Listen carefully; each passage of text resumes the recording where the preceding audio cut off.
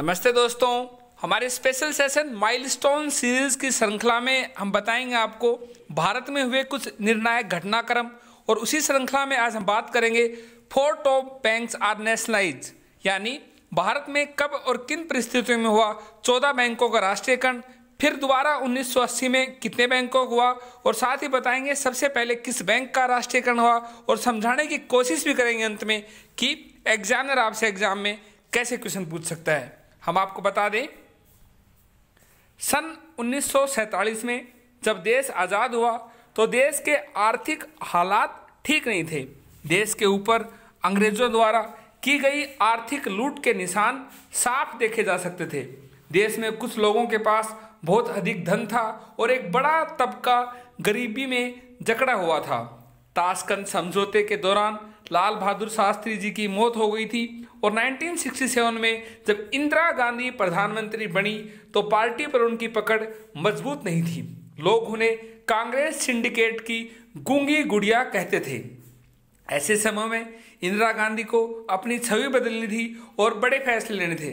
बात करें कांग्रेस सिंडिकेट की, जैसे कि आप अभी न्यूज़ में G24, G23 कांग्रेस पार्टी का एक धड़ा देखते होंगे जो अक्सर राहुल गांधी और सोनिया गांधी जी के खिलाफ बोलता है। उसी प्रकार 1967 में एक धड़ा था कांग्रेस की पार्टी के अंदर ही, उसे कांग्रेस सिंडिकेट कहा जाता था। और वही कांग्रेस सिंडिकेट गूंगी गुड़िया कहते थे इंदिरा गांधी को।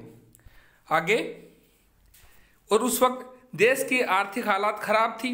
देश की आर्थिक शक्ति का केंद्र केवल कुछ हाथों में हो रहा था। कॉमर्शियल बैंक सामाजिक उत्थान की प्रक्रिया में सहायक नहीं हो रहे थे। इस समय में देश के 14 बड़े बैंकों के पास देश की लगभग 80% पूंजी थी। इन बैंकों पर केवल कुछ धनी घरानों का ही कब्जा था और आम आदमी को बैंकों से किसी तरह की कोई मदद नहीं मिलती थी। बैंकों में जमा पैसा उन्हीं सेक्टरों में निवेश किया जा रहा था जहां लाभ की ज़्यादा संभावनाएं थी।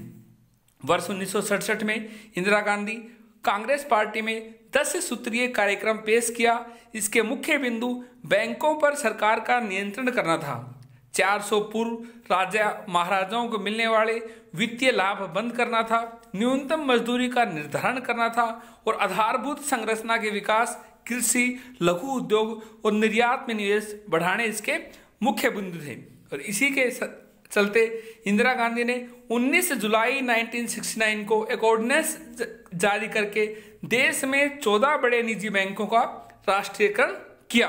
कब किया 14 बड़े निजी बैंकों का राष्ट्रीयकरण? 14 जुलाई 1969। एग्जामिनर आपसे एग्जाम में पूछ सकता है 19 जुलाई 1969 को कितने बैंकों का राष्ट्रीयकरण हुआ? 14 बैंकों का। कितने बैंकों का राष्ट्रीयकरण हुआ? 14 बैंकों का। 14 बैंकों का राष्ट्रीयकरण कब हुआ? 19 जुलाई 1969 में हुआ। जिस ऑर्डिनेंस के जरिए ऐसा किया गया वह बैंक कंपनीज ऑर्डिनेंस कहलाया। बाद में इसी नाम से विधेयक पारित हुआ और कानून बन गया। हम आपको बताते चलें कि इस राष्ट्रीयकरण से पहले देश में केवल स्टेट बैंक ऑफ इंडिया ही सरकारी बैंक था, जिसका राष्ट्रीयकरण 1955 में किया गया था। बैंकों को राष्ट्रीयकरण करने का जो कारण था, राष्ट्रीयकरण की मुख्य वजह बड़े व्यावसायिक बैंकों द्वारा अपनाई जाने वाली क्लास बैंकिंग नीति थी। बैंक केवल धनपतियों को ऋण व अन्य बैंकिंग सुविधा उपलब्ध कराते थे। राष्ट्रीयकरण के पश्चात क्लास बैंकिंग मास बैंकिंग में बदल गई और ग्रामीण क्षेत्रों में शाखाओं का अभूतपूर्व विस्तार हुआ। प्रथम चरण के राष्ट्रीयकरण यानी जो 1969 में 14 बैंकों का जो राष्ट्रीयकरण हुआ था, उसके बाद मिले उत्साहजनक के कारण सरकार ने 1980 में बैंकों का फिर राष्ट्रीयकरण किया और दूसरा दौर शुरू किया, जिसमें 6 और निजी बैंकों का सरकारी कब्जे में लिया गया। ये कहना ठीक होगा कि इंदिरा गांधी की सरकार के द्वारा 1969 में 14 बैंकों का राष्ट्रीयकरण किया जाना देश हित के लिए उठाया गया बहुत अच्छा कदम था और बैंकों के राष्ट्रीयकरण से देश का चहुमुखी विकास संभव हुआ। ये हमने बताया हमारी आज की माइलस्टोन सीरीज में। बात करें हम एग्जामिनर की, जो एग्जाम में क्वेश्चन पूछ सकता है, दूसरी बार कितने बैंकों का राष्ट्रीयकरण हुआ? 6 बैंकों का। कब हुआ? 1980 में हुआ। पहली बार कितने बैंकों का राष्ट्रीयकरण हुआ? 1969 में 14 बैंकों का राष्ट्रीयकरण हुआ। और सबसे पहले जिस बैंक का राष्ट्रीयकरण हुआ था वो था स्टेट बैंक ऑफ इंडिया। कब हुआ? 1955 में हुआ। किसने किया? इंदिरा गांधी ने किया। इंदिरा गांधी उस वक्त भारत की प्रधानमंत्री थी। इंदिरा गांधी भारत के प्रधानमंत्री कब बनी? 1967 में बनी।